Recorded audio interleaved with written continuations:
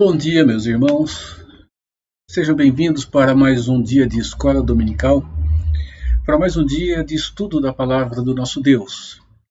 Um dia, mesmo assim, à distância, de forma virtual, online, mas juntos estudando a palavra do Senhor, juntos podendo refletir na verdade do nosso Deus e desta forma podemos nos enriquecer e termos a nossa vida fortalecida nesse tempo em que as dificuldades têm se instalado.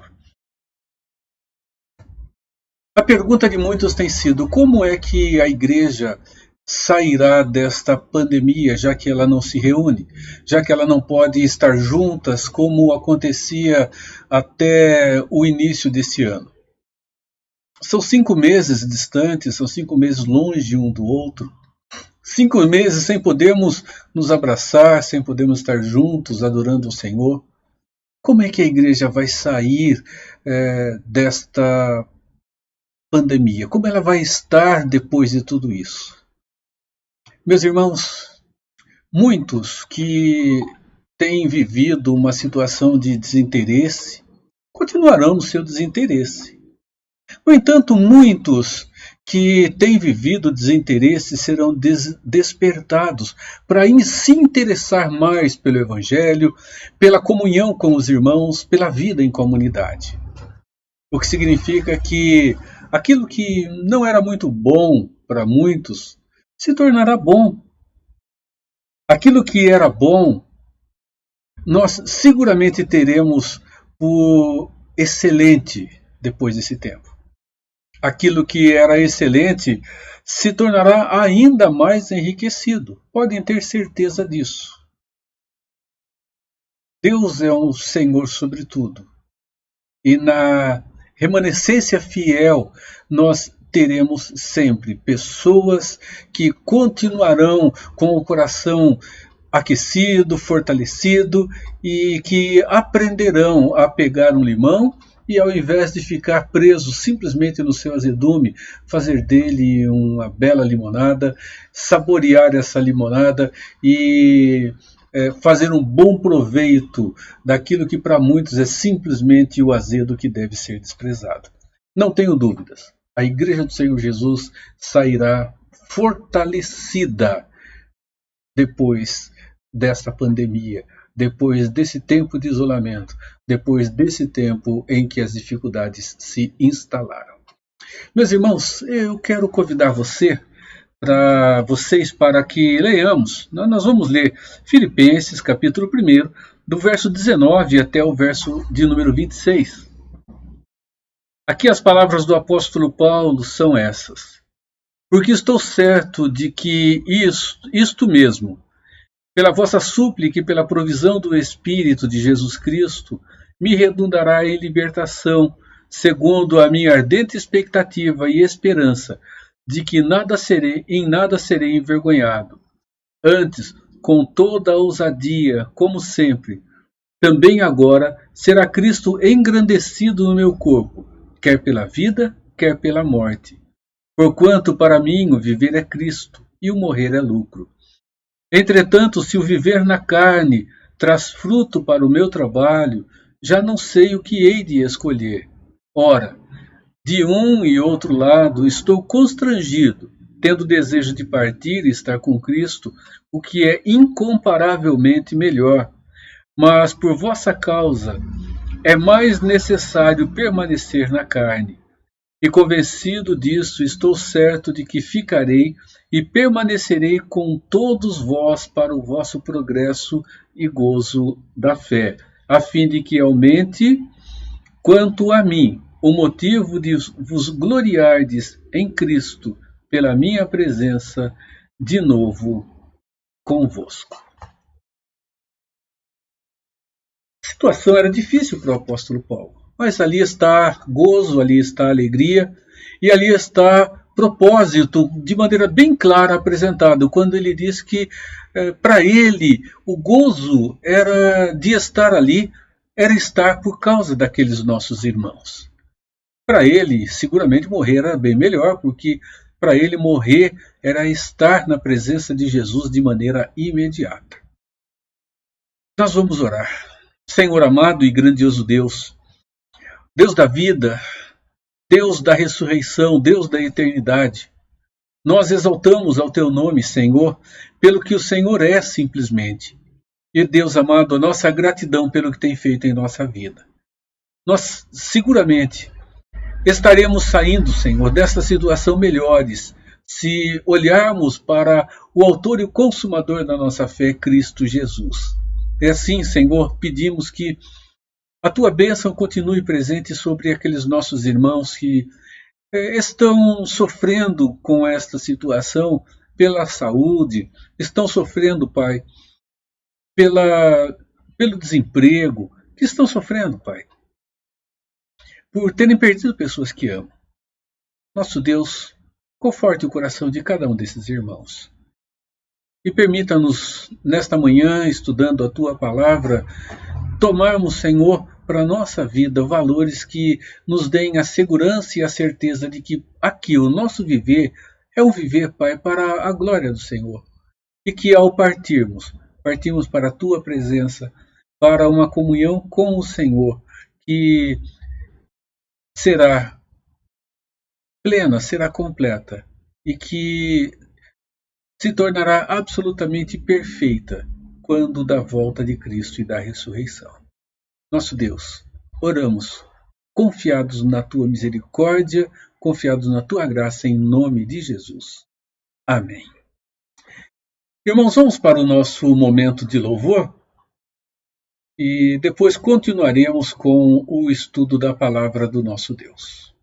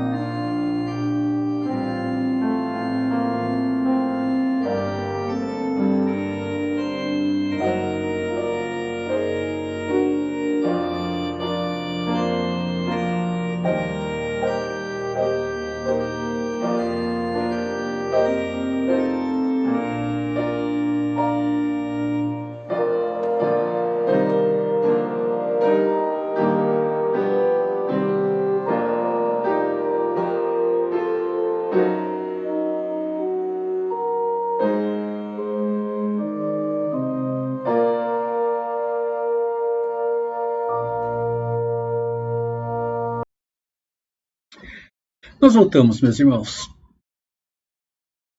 Durante esses últimos estudos, nós temos falado um pouquinho sobre o futuro, sobre o final dos tempos, sobre aquilo que acontecerá no final de toda a história humana. Nós, dentro da nossa visão, nós chamamos aquele momento final, momento escatológico, o momento do final, de glorificação ou de consumação, quando todas as coisas serão consumadas. Fim do mundo para muitos. Como anteriormente eu já disse a vocês, a ideia de fim do mundo é uma ideia muito presente. Presente no entendimento de alguns quando a morte acontece, simplesmente tudo acaba. Presente na concepção de muitos, olhando para frente e vendo as situações e circunstâncias chegando ao final e sofrendo uma renovação. Dentro da visão cristã, dentro da visão das Escrituras, haverá um momento em que a história humana terá o seu fim aqui. E este fim é o fim de toda a história da redenção, de toda a história da salvação, de toda a história humana na sua relação para com Deus. Este final, ele terá um início quando a volta de Jesus acontecer. Eu quero conversar com vocês um pouco nesta manhã sobre a relação da morte e o que acontece entre a morte e aquele momento final quando Jesus estiver se manifestando. Afinal de contas, a morte ela já define um estado definitivo para cada pessoa. E a volta de Cristo, ela determinará o início de todo esse processo final que nós damos o nome de glorificação. Então vamos lá. A história da redenção, ela então é traçada dentro de uma linha contínua, uma linha sequente, uma linha que mostra começo, meio e fim. Nós temos a história da redenção iniciada lá atrás, quando Deus então escolhe para si um povo. E dentre aqueles que a humanidade se tornaram então o povo de Deus, nós temos a queda, e dentro da queda ou do distanciamento entre a humanidade e Deus, essa escolha acontecendo. E nós vamos observar que a história toda da redenção, ela tem o seu culminar no retorno da pessoa de Jesus Cristo, na glorificação. Sem ela, isso não será possível. Hoje nós vamos falar um pouco a respeito de um aspecto que envolve um estado entre a morte e a ressurreição, que será o primeiro ponto na segunda volta de Cristo ou no seu retorno. Nós vamos falar um pouco sobre o que acontece entre a morte e a ressurreição. Pensando sobre isso, nós falamos sobre a morte, e a morte tem sido uma interrogação tremenda na vida das pessoas. Afinal de contas, mesmo querendo fugir dela, não dá para ignorar. Não é possível ignorar a realidade da morte. Não dá para fazer isso. Ela está diante de nós a todo momento, a todo instante. Nesse tempo de pandemia, mais uma vez falando sobre isso, a mídia tem mostrado para nós que nós passamos de 1.000 pessoas que já... de 100 mil pessoas que já perderam a vida durante esse tempo de pandemia, durante esse tempo de luta com o coronavírus. Ela está aí, nós estamos vendo acontecer. Ela está diante de nós, está muito próxima. E o que acontece quando a morte se apresenta? Nós temos aqui algumas ideias, alguns conceitos alguns valores que são cridos pelas pessoas. Uma das ideias é de que a alma ela entra no estado de sono quando a morte acontece. A morte é a separação entre a parte física e a parte não física, como eu disse anteriormente, tomando alma ou espírito como sinônimos. Então nós vamos observar que a separação entre o corpo e a alma é o que qualifica a morte do ser humano. E muitos têm afirmado que entre a morte e a ressurreição, a alma ela entra num estado de sono, do estado de inconsciência e fica nesse estado até que a volta de Jesus aconteça. Ela ficará assim. Há um outro pensamento que afirma que a alma entra num estado de sono, a alma dos justos, e os ímpios, eles sofrerão um aniquilamento. Para alguns esse aniquilamento é imediato, para outros esse aniquilamento ele acontecerá quando Cristo voltar, o julgamento acontecer, um período de sofrimento depois do aniquilamento. Também temos o pensamento de que quando alguém morre, passa para um mundo paralelo, o mundo dos espíritos, e fica aguardando um novo momento onde essa alma vai adquirir um novo corpo, que é o que se chama de reencarnação. E ainda temos a ideia de que a alma, quando acontece a morte, ela vai para um estado de limpeza, um estado de purificação, um local que recebeu o nome de purgatório. Nós entendemos dentro das Escrituras que quando acontece a morte de alguém e ela está no aguardo da ressurreição, ela tem uma situação diferente. E esse momento entre a morte e a ressurreição, nós chamamos de estado intermediário. Intermediário porque está exatamente no meio entre o momento da morte ou da separação alma e corpo e o momento da ressurreição, quando alma e corpo estarão juntas novamente. Então, quando falamos ressurreição, é importante, falamos ressurreição do corpo, porque o corpo, de fato, é o que sofrerá um estado de decomposição. Confissão de Fé de Westminster, capítulo de número 22, item 1, diz o seguinte: os corpos dos homens, depois da morte, convertem-se em pó e veem a corrupção, mas as suas almas, que nem morrem nem dormem, tendo uma substância imortal, voltam imediatamente para Deus que as deu. As almas dos justos, sendo então aperfeiçoadas em santidade, serão recebidas no mais alto dos céus, onde vem a face de Deus em luz e glória, esperando a plena redenção dos seus corpos. E as almas dos ímpios são lançadas no inferno, onde ficarão em tormentos e em trevas espessas, reservadas para o juízo do grande dia final. Além desses dois lugares destinados às almas separadas dos seus respectivos corpos, as Escrituras não reconhecem nenhum outro lugar. Então, segundo a Confissão de Fé de Westminster, os corpos dos seres humanos, depois da morte, depois da separação com a alma, eles voltam ao pó, eles se decompõem.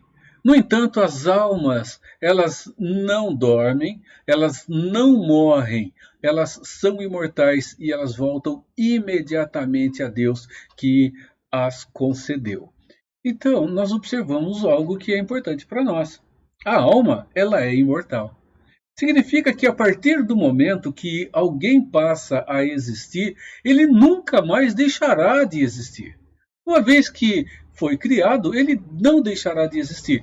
Acontecerá a morte, o seu corpo irá para a sepultura, mas a sua alma continua viva, a sua alma continua existindo da mesma forma que anteriormente, sofrendo apenas a alma dos justos a glorificação. Então, a partir do momento que alguém deixa de existir, ele pode sofrer a morte física aqui, mas ele nunca mais deixará de existir por toda a eternidade. Então, nós Quando falamos sobre essa situação, nós estamos falando então sobre o chamado estado intermediário da alma, que é exatamente o estado em que ela vai estar entre a morte e a ressurreição, entre a separação da alma quando da morte, né, separação da alma com o corpo, e o momento em que a alma une-se ao corpo novamente, que é o que nós chamamos de ressurreição. Uma coisa que é importante para nós, entre os teólogos reformados, o consenso é de que a alma das pessoas, elas não dormem e elas estão conscientes, plenamente conscientes, quando a morte acontece. Vamos falar um pouco sobre a alma dos justos ou a alma dos cristãos? Vamos falar um pouco sobre isso, é, e vai nos ajudar a compreender essa situação. Primeiro, a alma dos cristãos ou dos justos, elas entram imediatamente na presença de Deus. Essa é uma das razões porque nós não conseguimos crer biblicamente que há um estado de sono, que há um estado de completa inércia da alma, onde ela não apenas fica estática, mas não tenha nenhum relacionamento posterior à separação que acontece do corpo. Alguns textos da palavra de Deus que eu quero citar para vocês. 2 Coríntios 5,8 diz assim: Entretanto, estamos em plena confiança, preferindo deixar o corpo e habitar com o Senhor. Jesus falando àquele ladrão na cruz que teve o seu arrependimento ali. Ele diz: hoje mesmo estarás comigo no paraíso. Eclesiastes 12,7. E o pó volte à terra como era, e o espírito volte a Deus que o deu. Então nós vemos aqui o apóstolo Paulo fazendo esta afirmação. Estamos em plena confiança, preferindo deixar o corpo e habitar com o Senhor. Deixar o corpo, segundo Paulo, é imediatamente passar a habitar com o Senhor. Jesus disse ao ladrão na cruz: hoje mesmo estarás comigo onde? No paraíso. Eclesiastes 12,7 diz: e o pó volte à terra como era, e o espírito volte a Deus que o deu. Então a alma dos cristãos, ela imediatamente entra na presença de Deus. Vejam só, esses dois textos, Lucas 23, 42 e 43, de acordo e fazendo uma associação com 2 Coríntios 12, 4. Observem que aqui Jesus fala sobre o paraíso no ladrão na cruz. Ele diz o seguinte: e acrescentou, Jesus, lembra-te de mim quando vieres no teu reino. Jesus lhe respondeu: em verdade te digo que hoje estarás comigo no paraíso. Essa expressão paraíso nos chama a atenção quando olhamos aqui para 2 Coríntios 12, 4. Diz assim: foi arrebatado ao paraíso e ouviu palavras inefáveis, os quais não é lícito ao homem referir. O apóstolo Paulo está se referindo a um fato que ocorreu com ele. Ele diz: eu conheci um homem, está falando dele mesmo, que foi arrebatado ao terceiro céu, que foi arrebatado ao paraíso, e que viu coisas e ouviu palavras que não é lícito a alguém proferir.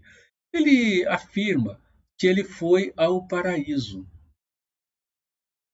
Dentro das Escrituras, paraíso é,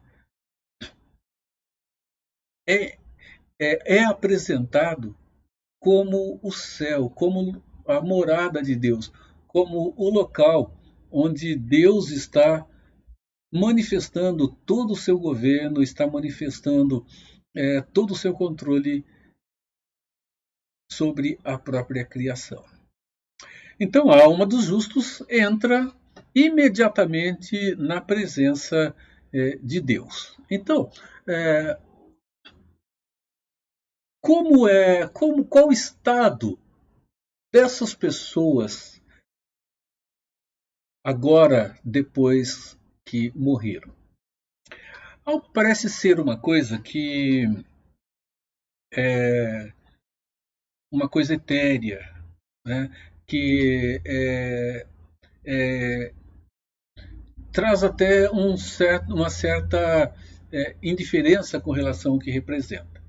Uma coisa importante, quando eu me refiro aqui aos santos que partiram estão verdadeiramente vivos e conscientes, eu me refiro aqui a todas as pessoas que viveram com Deus aqui. Todas as pessoas que tiveram um relacionamento com o Senhor Jesus como seu Redentor e seu Salvador. E a palavra do Senhor, irmãos, ela nos faz uma afirmação. Aqueles que partiram estão vivos, porque a alma não morre, e estão conscientes. Essas almas estão sabendo exatamente o que está acontecendo à sua volta. Há um estado de consciência. É esse estado de consciência que, como vimos na nossa confissão de fé, apresenta a relação de sofrimento ou a relação de gozo. Né? O estado em que estão num estado de redenção, numa condição de gozo. É assim que as Escrituras nos apresentam. O Evangelho de Lucas, no capítulo 16, mostra-nos a parábola do rico e Lázaro. E essa parábola ela nos ajuda muito a compreender essa situação. Alguns comentaristas da palavra de Deus têm afirmado que esta é uma parábola diferente das outras. Normalmente uma parábola é uma história que é contada para ilustrar e para trazer um fundo de aplicação. Essa parábola é o inverso disso. Ela é uma verdade contada em forma de história. Ela não é uma historiazinha contada para aplicar um princípio. É uma verdade que existe, é clara, e que agora está sendo contada como uma história. Então, a parábola de Rico e Lázaro nos afirma que o estado das pessoas que partiram é um estado de perfeita consciência. É um estado onde aquele que partiu, ele sabe exatamente onde está, sabe exatamente o que está acontecendo e, inclusive, a parábola nos dá o indício de que há um reconhecimento de pessoas ali. O rico e o Lázaro estão agora ambos conscientes, o Lázaro no gozo do Senhor e o rico em um estado de sofrimento, e o estado que vai mostrar a eles, vai mostrar claramente a realidade de cada um. Tanto que eles vivem ali, principalmente olhando Jesus frisando ali a condição do rico. Ele está em sofrimento, ele está consciente e ele reconhece as pessoas. Primeiro, é um estado consciente. Segundo, é um estado fixo. Não há a possibilidade de sair de um lado para o outro. Não há condição para aquele que está com o Senhor de perder esse estado e de mudar para um estado de condenação. E não há a possibilidade daquele que está no estado de condenação saltar para um estado agora de absorção. Não há essa possibilidade, segundo a Escritura. E é também um estado incompleto. Por que é um estado incompleto? Porque ainda haverá o julgamento, ainda haverá o resultado da vida que se viveu aqui com o Senhor ou não, e que se completará em gozo ou em sofrimento. A ideia é que, se agora há gozo, o gozo será maior. Se agora há sofrimento, o sofrimento será maior. E ali o estado se completará. Quando Jesus voltar do julgamento acontecer e cada um for instalado no seu devido lugar. Vamos pensar um pouco sobre os ímpios ou os descrentes? Vejam só. A alma dos descrentes vai imediatamente para o castigo eterno. As Escrituras afirmam para nós esta verdade. Né? Olha só, uma coisa que é importante.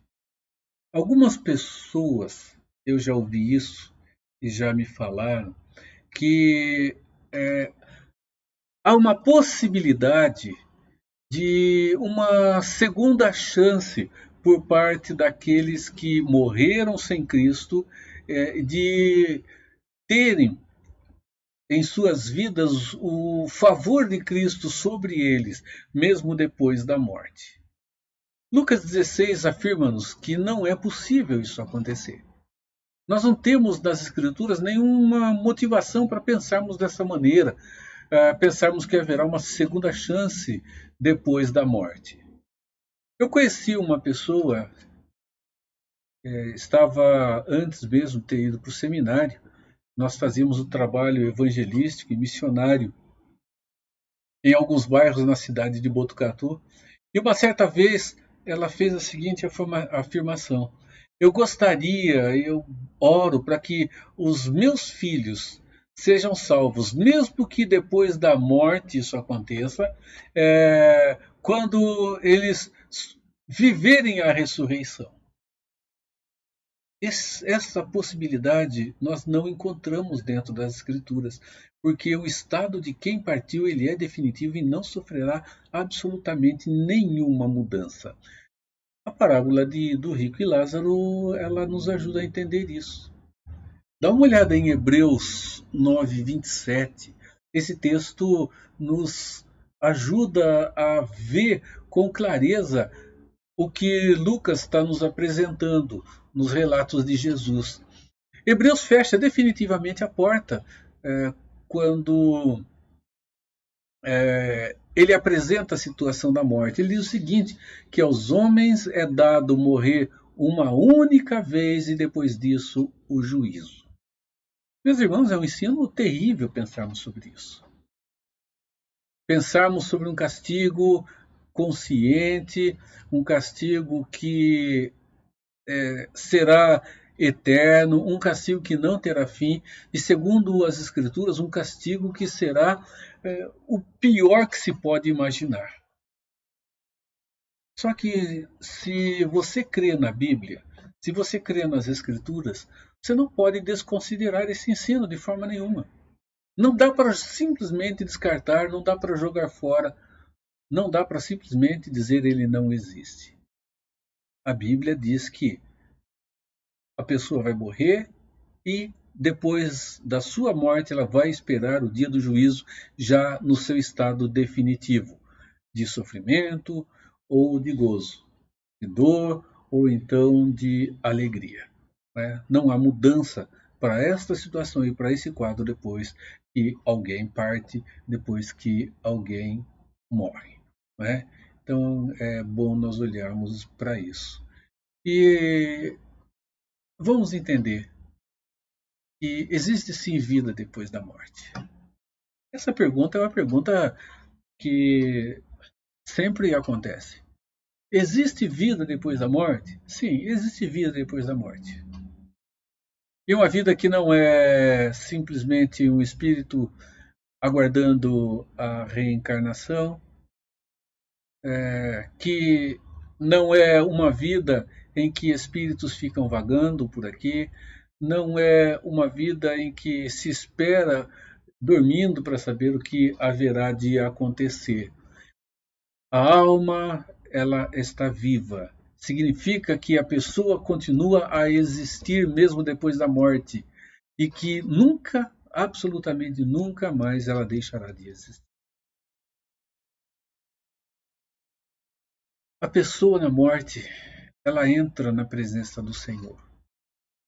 Ela vai entrar na presença do Senhor em gozo ou em sofrimento, aguardando a ressurreição que acontecerá do seu corpo.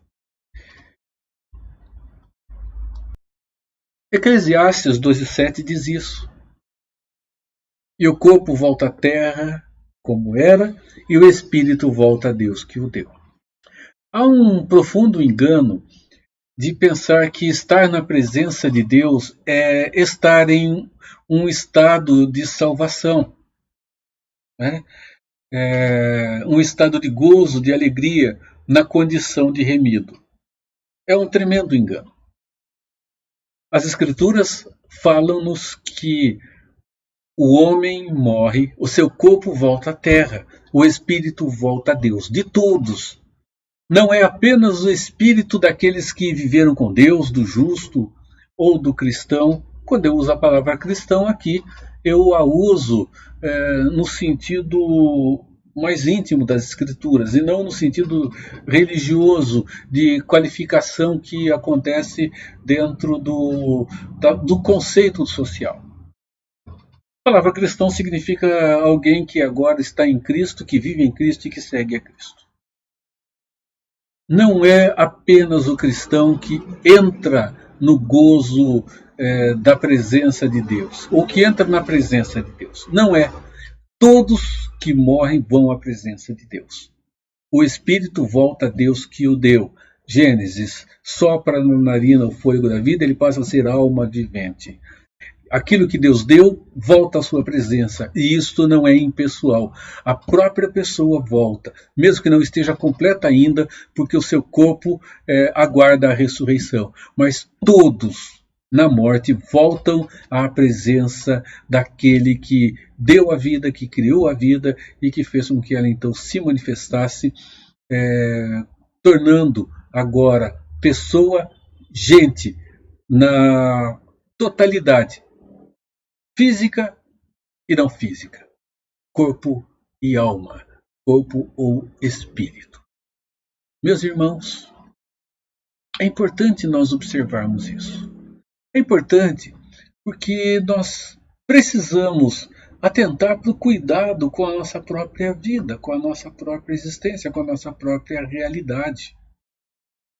É importante sabermos que a morte, ela não coloca o ponto final em toda a história humana. Ela é, sim, um ponto e vírgula, ou quem sabe 2 pontos. 2 pontos mostrando que, a partir daquele momento, uma nova realidade se instala dentro de uma continuidade. Então a morte, ela leva à presença de Deus aquele que aqui viveu. E vai estar na presença de Deus em gozo, ou estará na presença de Deus em sofrimento, mas estará na presença do Senhor, onde a justiça de Deus será manifesta. Justiça de condenação para aqueles que não estão em Cristo, ou justiça, agora, não condenação, porque o preço foi pago pelo Filho amado de Deus, Cristo Jesus. Ele pagou a dívida, podemos estar em gozo na presença do Senhor. Ele não pagou a dívida, não teremos o privilégio de estar em gozo na presença do Senhor. Então, você que está em Cristo, alegre-se nele. Viva com gratidão e valorize o que Deus já fez por você. Se você não está em Cristo, é o momento para arrepender-se dos seus pecados. É o momento para render-se ao Senhor. É o momento para reavaliar a própria vida à luz da verdade eterna do Deus Todo-Poderoso. Que Deus o abençoe, que Deus o renove na amada pessoa de Cristo Jesus. Nós vamos mais uma vez louvar a Deus com o Coral Luz, depois nós voltamos para encerrar o nosso estudo da Palavra de Deus nesta manhã, orando e nos despedindo com a bênção apostólica.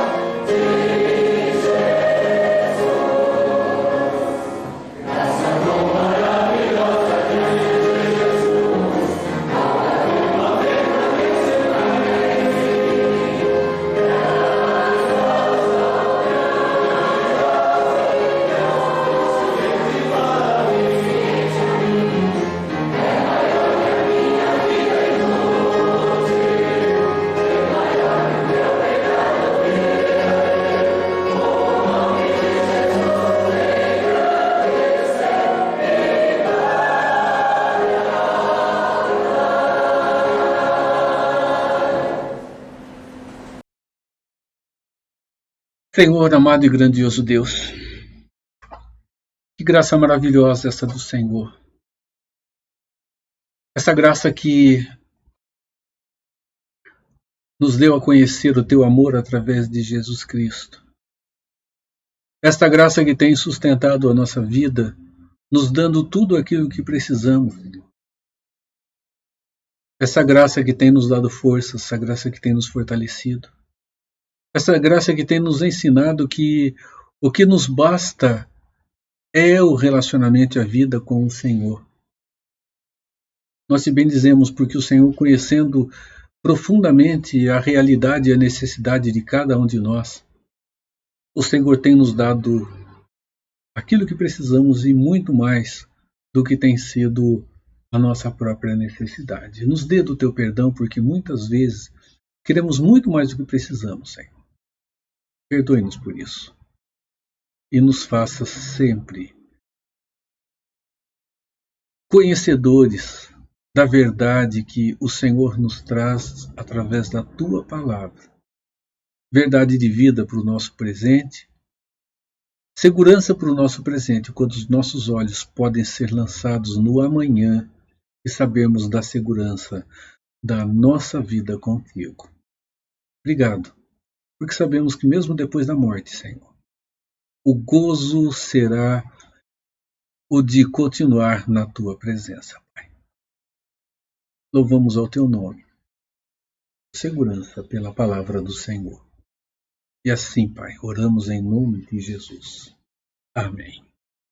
Amados e distintos irmãos, que a graça de Jesus Cristo, nosso Senhor e Salvador, o amor de Deus, o nosso Pai, e a consolação do Espírito Santo seja com a sua vida, renove-se sobre o seu lar e estenda-se sobre todo o povo de Deus espalhado pela face da terra, agora e por todo sempre.